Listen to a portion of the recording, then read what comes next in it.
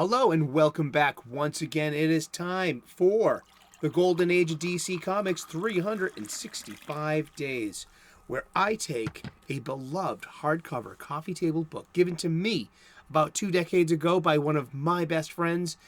It has been surfing my coffee table ever since and has been a constant source of comic book shop style conversations, the kind I wish to recreate today here right now with you. Let me whistle. We're going to talk comic books. So pull up a chair to the coffee table. Bring a cup of your favorite whatever. We're going to use this hardcover coffee table book for its intended purpose. It's a 365 days book. We're going to open up to today's date, which is November the 25th. It's Black Friday. Ha ha! Doesn't that sound like a superhero or a supervillain? I guess it all depends on the side of your wallet. There's a lot to unpack there, huh? Well, we're going to open up to today's date. We're going to look at some comic book art of an antediluvian age. We're going to read the blurb, and then we're going to talk about comic books. And we're going to talk about comic books every day for the rest of the year. That's right. This is a 2004 Abrams press publication, written and curated by Les Daniels, Chip Kidd, and Geoff Spear. There is a link to its Amazon page in the description. If you would like your own copy, it will look great on your coffee table. You could play along at home, and it makes a great gift for a geek. I know.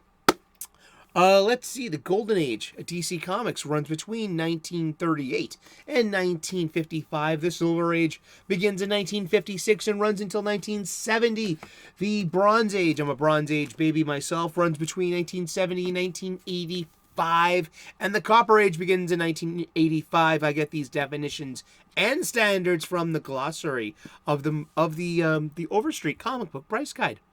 Yeah, you can find a link to that as well in the description. Get your own copy. They're great. Let's get to it. You are the most important ingredient in our recipe of our show here. I hope that you are clobbering your problems and not being clobbered by them. Indeed.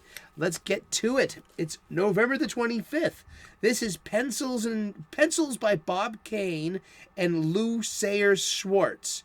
Inks by Charles Paris from Batman issue number 50. December of 1948, January of 1949. Actual lie detector test of Batman's thoughts. Look, emotional stress peaks. So we have figured out the location of Robin is at 1194 3rd Street in the Chelsea section of the east side of Gotham. That's what you can get from reading this display. Let's read the blurb. November the 25th.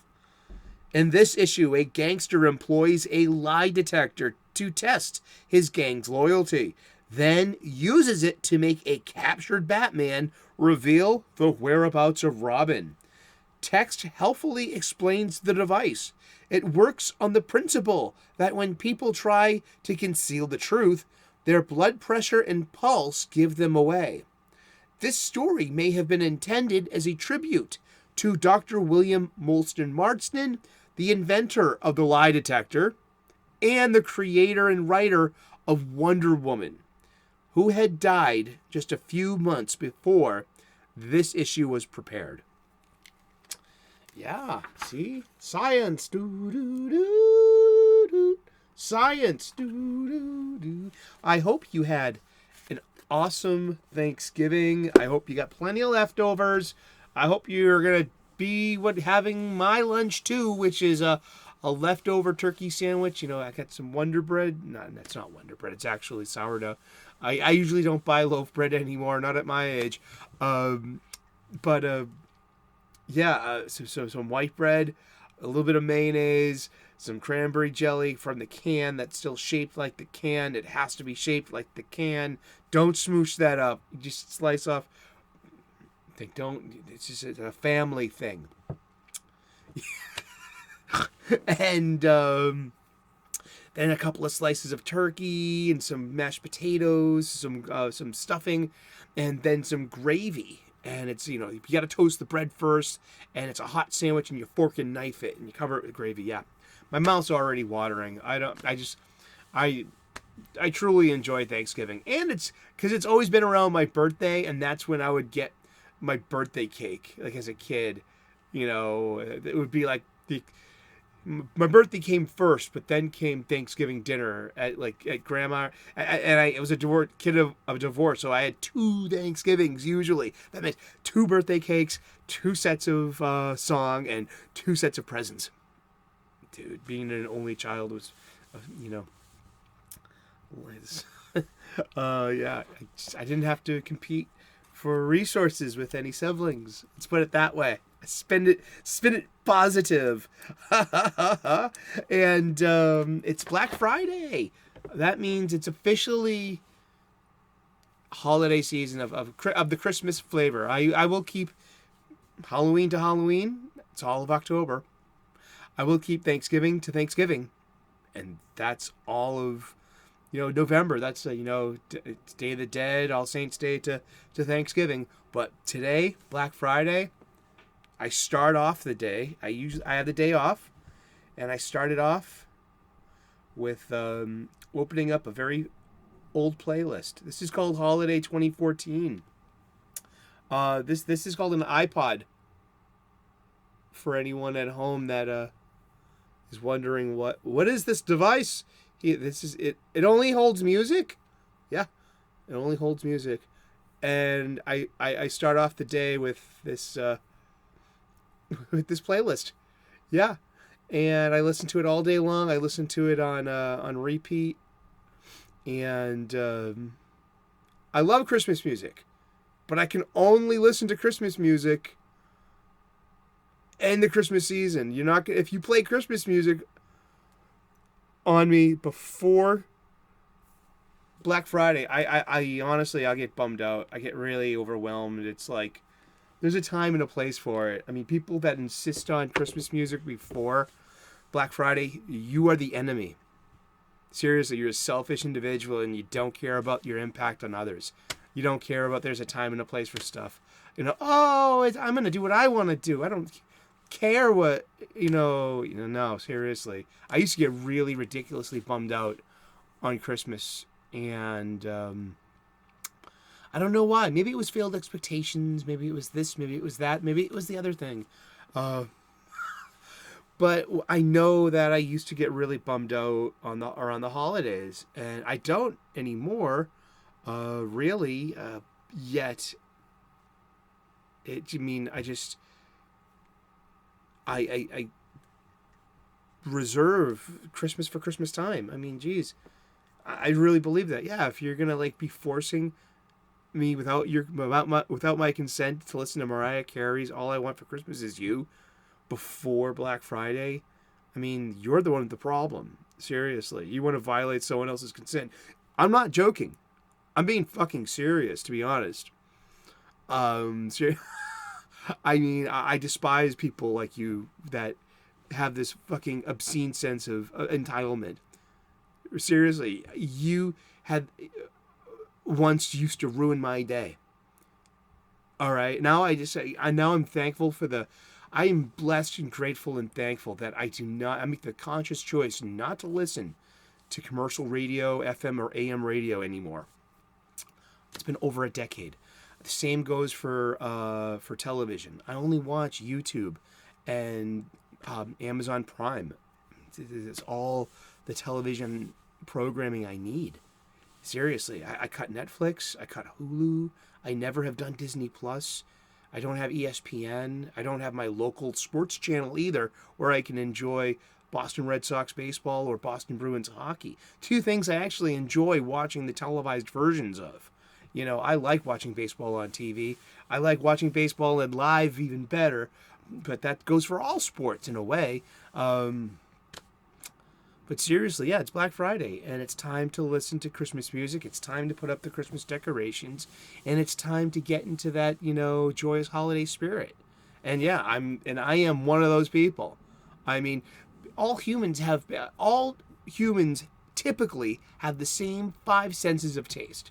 But why is it that there is such a diverse spectrum of favor when it comes to those flavors. Therein lies the human thing. But would I make you want to eat something that you find is favorable and give you no choice and be smug about it? What are you, like a comic books creator at Marvel? I said it on my own comic book show. Yeah, but yeah, that's how I feel about, what does this have to do with comic books? I was going to do something about Santa Claus showing up in comic books as being a character. It says so in the show notes. Pika makes show notes. We use show notes here. And it says right here, November 25th, Black Friday. Christmas season starts. Santa in comic books. Happy? He literally meant the Grant Morrison, Derek Robertson miniseries from a decade ago about an evil version of Santa that kidnaps kids and gets all George R.R. Martin on him. But I think I got into a little rant instead. I usually don't rant. I mean, I'm the one of the positive, ebullient ones. Seriously. I don't do outrage takes. But this one has it coming. I'm from South Boston, Massachusetts, the projects, where we invented the phrase, "You might have had it coming to you, kid." I mean, seriously, just it's obnoxious. You literally don't care about your impact on others. Man, just like how entitled, how privileged. What an asshole. Once you keep... that's one thing about me growing up personally, as having a huge personality, as being a huge I know that I irked people. And there was a time in my youth where I really did not give a fuck about it either. But when you mellow out as you get older, as you mature, and you would really start to value the impact you have on others, especially having a huge personality. And I guess there's a huge sense of entitlement that comes with that, a huge personality. And so I see through it. I see through that bullshit. And you can keep your shit to yourself. Yeah. Or I don't know. What is the consequence? I don't know. For me personally, it's not a consequence. It's a coexistence. And that's treating you like any other fucking haunted piece of meat bag that's wandering out of the 8 billion of you, wandering the earth.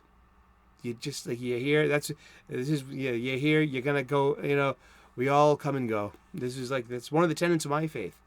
And for me, I only have so many heartbeats and hard-ons left in this body. And I'm going to focus them on what matters most. And I'm going to block out what is as a harmful impact. Yeah, wow, I never intended to get into a rant. Sorry, it's got nothing to do with comic books. What the heck does Mariah Carey's All I Want for Christmas Is You got to do with Superman? I don't know, it's my kryptonite. Thank you so much for tuning in today. We've been trying to talk about comic books today, and we're going to talk about comic books every day for the rest of the year. So tune in tomorrow, 3 p.m. U.S. Eastern. It's a great way to learn how to tell time. Oh, it must be 3 o'clock. Seriously, you'll catch on one day. And please like and subscribe. I would love to earn your subscription. We make daily content here about comic books. We make regular content about cooking and spirituality and gratitude. So tune in. Thank you so very much.